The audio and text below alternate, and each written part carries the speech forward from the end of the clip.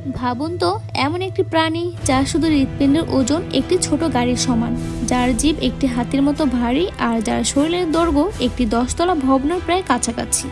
কিন্তু সব থেকে অবাক করার বিষয় হলো, এত বিশাল প্রাণী প্রতিদিন খায় মাত্র কয়েক সেন্টিমিটারের ছোট ছোট গ্রিল।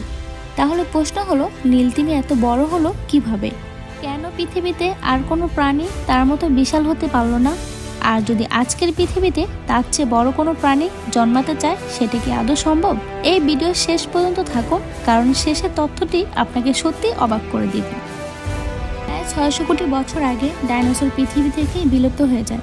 এরপর ধীরে ধীরে অন্য সব প্রাণীদের আধিপত্য শুরু হয়। সেই দীর্ঘ বিবর্তনের ফলেই জন্ম নেয় পৃথিবীর ইতিহাসের সবচেয়ে বড় প্রাণী নীলতিমি।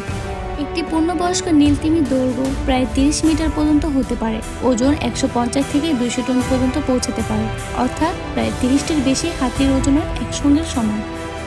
অনেকেই ভাবেন নীলতিমি জন্ম থেকে বিশাল, কিন্তু বাস্তবে তা নয়। একটি নীলতিমির বাচ্চা জন্মের সময় প্রায় 7 মিটার লম্বা হয় এবং ওজন থাকে 2 থেকে 3 টনের মতো। এরপর প্রতিদিন মায়ের দুধ খেয়ে প্রায় 70 থেকে 90 কেজি পর্যন্ত ওজন বাড়াতে পারে।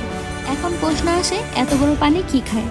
অবিশ্বাস্য হলো সত্যি, নীলতিমি হাঙর মানুষ বা বড় মাছ খায় না। এদের প্রধান খাবার হলো krill, চিংড়ির মতো দেখতে ক্ষুদ্র সামুদ্রিক প্রাণী। একদিন একটি নীলতিমি প্রায় 3 থেকে 6 টন পর্যন্ত krill খেতে পারে। বিজ্ঞানীদের মধ্যে এর পিছনে কয়েকটি বড় কারণ রয়েছে। প্রথম কারণ সমুদ্র। পানির ভাসমান শক্তির কারণে বিশাল শরীর নিয়েও সহজে চলাফেরা করা যায়।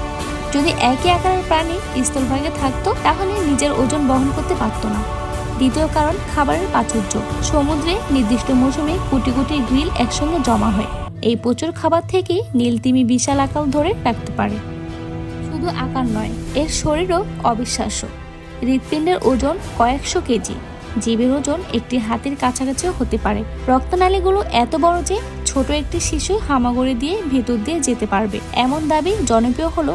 এটি অতিরঞ্জিত। বাস্তবের প্রধান ধমনীগুলো বড় হলো মানুষের চলাফেরার মতো নয়। এর ডাক পানির নিচে শত শত কিলোমিটার দূর থেকেও শোনা যেতে পারে। অনেকেই সিনেমা দেখে মনে করেন এত বড় মুখ মানে মানুষকে গিলে ফেলবে, কিন্তু সত্যি হলো নীলতিমির গলা খুব সরু। তারা বড় পানি গিলে খেতে পারে না।